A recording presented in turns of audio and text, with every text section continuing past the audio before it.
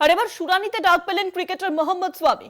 যাদবপুরের Curzon নগর স্কুলে শুনানিতে ডাকা হয়েছিল, খেলার ব্যস্ততার কারণে এখনই হাজিরা দিতে পারছেন না। পরিবারের পক্ষ থেকে কমিশনকে জানানো হয়েছে। শুনানিতে ডাক পেলেন এবার ক্রিকেটার মোহাম্মদ সামি।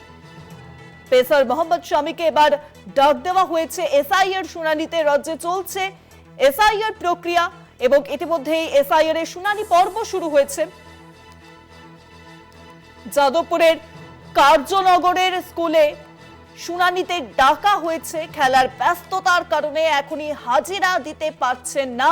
পরিবারের পক্ষ থেকে কমিশনকে জানানো হয়েছে।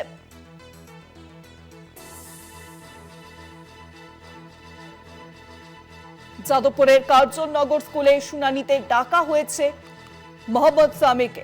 আরো জানাবেন এই বিষয়ে ফোন লাইনের সঙ্গে রয়েছে প্রতিনিধি অরিত্র ঘোষ। অরিত্র, দেখো, এসআইআর এর যে দ্বিতীয় পর্ব বা শুনানি পর্ব চলছে, সেই পর্বে ডাক পেলেন ভারতীয় দলের ক্রিকেটার মোহাম্মদ সামি। সোমবার যাদবপুরের কার্জননগর স্কুলের শুনানিতে তাকে ডাকা হয়েছিল এবং এই মুহূর্তে যেহেতু বিজয় হাজারে ট্রফি খেলা চলছে, সেই বিজয় হাজারে ট্রফি খেলার জন্য ব্যস্ততার কারণে কলকাতায় নেই সামি। তাই তার পরিবারের পক্ষ থেকে কমিশনকে জানিয়ে দেওয়া হয়েছে আপাতত শুনানিতে হাজিরা দিতে পারছেন না, এমনটাই খবর পাওয়া যাচ্ছে। ক্রিকেট খেলে বাড়ি ফিরে নির্বাচন কমিশন আধিকারিকদের সঙ্গে যোগাযোগ করে এসআইআর সংক্রান্ত যাবতীয় সমস্যার সমাধান করতে পারবেন সামি, এমনটা জানানো হচ্ছে। এবং উল্লেখযোগ্য, যেমনটা বলছিলাম, ঘরোয়া ক্রিকেটের যে বিজয় হাজারে ট্রফি, সেই বিজয় হাজারে ট্রফিতে বাংলার প্রতিনিধিত্ব করতে বর্তমানে রাজকোটে রয়েছেন মোহাম্মদ সামি। 8ই জানুয়ারি পর্যন্ত সেখানেই থাকার কথা। তারপর বাংলা যদি সেকেন্ড রাউন্ড কোয়ালিফাই করে বেঙ্গল টিম, তাহলে সেই জায়গায় 12ই জানুয়ারি থেকে ফের তার খেলা শুরু হয়ে যাওয়ার কথা রয়েছে। সেই জায়গায় দাঁড়িয়ে 9 থেকে 11 জানুয়ারি পর্যন্ত তার কাছে এসআইআর শুনানি হাজিরা দেওয়ার সুযোগ রয়েছে বলে জানাচ্ছে নির্বাচন কমিশনের একটি সূত্র।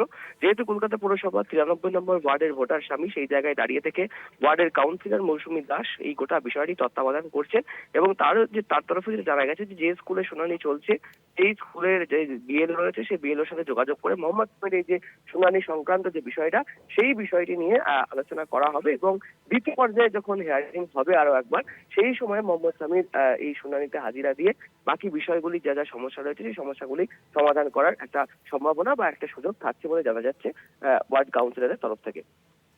অনেক ধন্যবাদ অরিত্র। ফোন লাইনের সঙ্গে ছিলেন প্রতিনিধি অরিত্র ঘোষ।